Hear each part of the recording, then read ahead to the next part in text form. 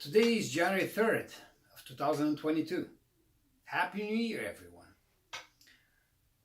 Today I went to see Daniel and I asked him again if he wanted his presents. And he said no. When I asked him the second time, he looked at his mom. And his mom says, well, Daniel, yeah, go ahead and take the presents. Take the presents. So then he turned to me and he shook his head and he said yes. And I said, well, that's great. I'll bring them to you because I don't have them with me right now, but you don't have to ask for permission. They're your presents and I bought them for you.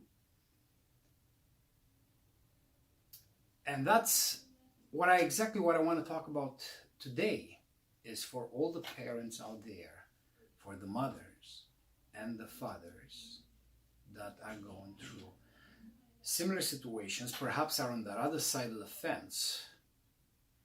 And perhaps this video can be a word of caution that our actions speak louder than words, and the effect of unspoken negative words that they have in our lives, but also in the lives of those around us.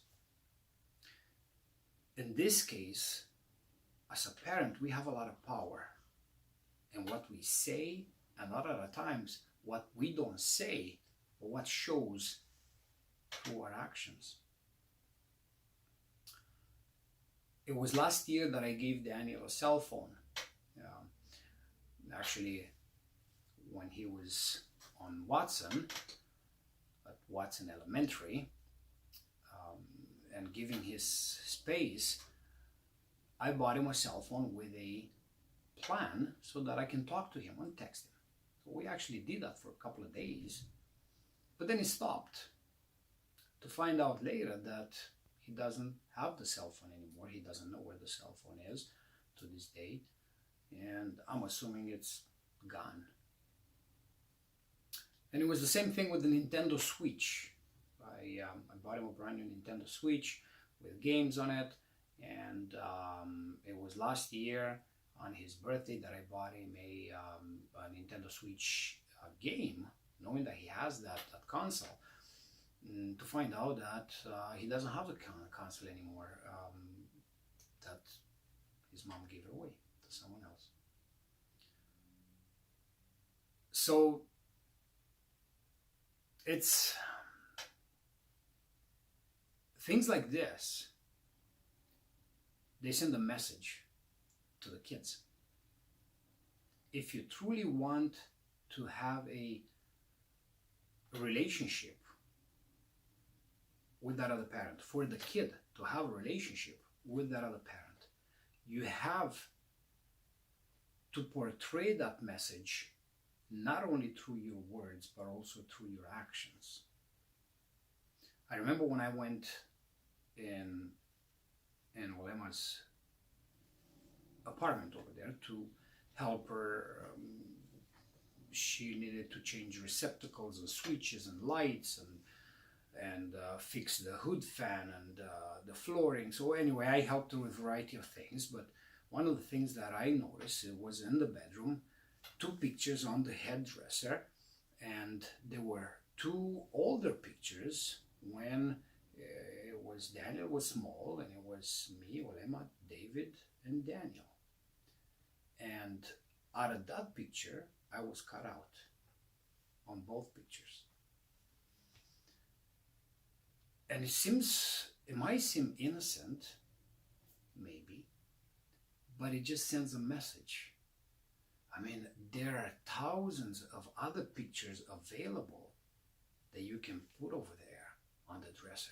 But when you have a picture that's cut out, that sends a message. And it's many things like this that sometimes we think they might be innocent, but they're not. There is the electric scooter that I bought for him. And then, even though it's not a big deal, I paid $230, I believe it was, which is not about the money, but it was outside in the rain. very little value put on that object.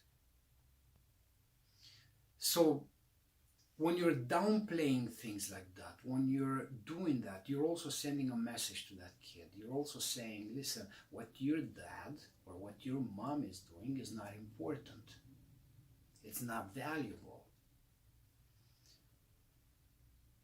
And that can have a negative effect on the relationship that the child is going to have with his mom or with his dad. This year, today, when I went to see Daniel, I said, Danny, give me a hug. It's New Year. Give me a hug, for a new year. And he didn't want to hug me. And his mom, I asked her,